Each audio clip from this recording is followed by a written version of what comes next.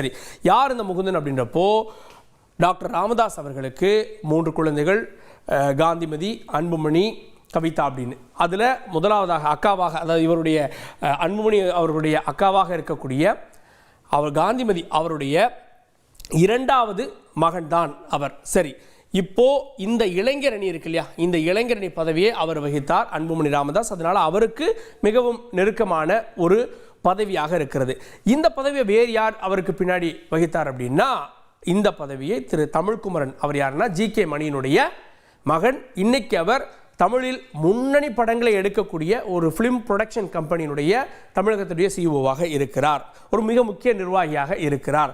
சரி, அதன் பிறகு அவர் ராஜினாமா பண்ணிட்டார். ஏன்னா அந்த பணிகள் இருப்பதனால இதில் கவனம் செலுத்த முடியலன்னு அவர் ராஜினாமா பண்ணிட்டார். அதன் பிறகு அது வேக்கண்டாக இருக்குது. இன்று நடந்த இந்த சிறப்பு பொதுக்குழுவில் இந்த இளைஞரணியினுடைய பதவி முகுந்தனுக்கு வழங்கப்படும் அப்படின்னு அறிவிக்கப்படுகிறது.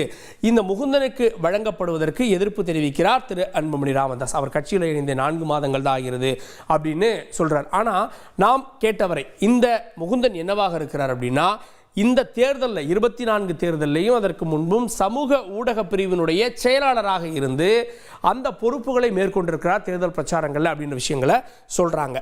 சரி, இன்னொன்று, இவரை தான் கடலூரில் வேட்பாளராக நிறுத்துவதற்கான முயற்சிகள் நடந்தது அப்படின்ற விஷயங்களை சொல்கிறாங்க. அதன் பிறகு தங்கர் பச்சான் வந்தார் அப்படின்றதெல்லாம் சொல்லப்படுகிறது. ஸோ குடும்பத்தில் யாராவது ஒருத்தருக்கு தான் சீட் கொடுத்தா சரியாக இருக்குன்னு உள்ளே பேசப்பட்டதாகவும், அதில் முகுந்தனா சௌமியா அவர்களா அப்படின்றப்போ முகுந்தன் வேண்டாம், சௌமியா அவர்கள் தெரிந்த முகம், பிரபலமான முகம் அப்படின்றதால அவருக்கு சீட் வழங்கப்பட்டதாகவும் உள்ளே இருக்கக்கூடிய இன்டர்னல் விவகாரங்கள் தொடர்பாக வரக்கூடிய தகவலாக இருக்கிறது. இதற்கிடையில் ஏன் அவர் அக்காவுடைய பையனுக்கு அவர் எதிர்ப்பு தெரிவிக்கிறாரா அப்படின்ற கேள்விகளும் சமூக வலைதளங்களில் எழும்ப தொடங்கி இருக்கிறது. காரணம் என்ன அப்படின்னா, இந்த முகுந்தன் இருக்கார் இல்லையா, அதாவது திரு அன்புமணி ராமதாஸ் அவர்களுடைய அக்கா மகன், அவருக்கே இவர் எதிர்ப்பு தெரிவிக்கிறார் அப்படின்ற ஒன்றையும், அதே போல அன்புமணி அவர்களுக்கு 3 மகள்கள், அதில் முதல் மகளை திருமணம் முடித்திருப்பது அப்படின்ற ஒரு காந்திமதி அவருடைய அக்காவுடைய முதல் மகன், அவருக்கு தன்னுடைய மகளையே கொடுத்திருக்கிறார்.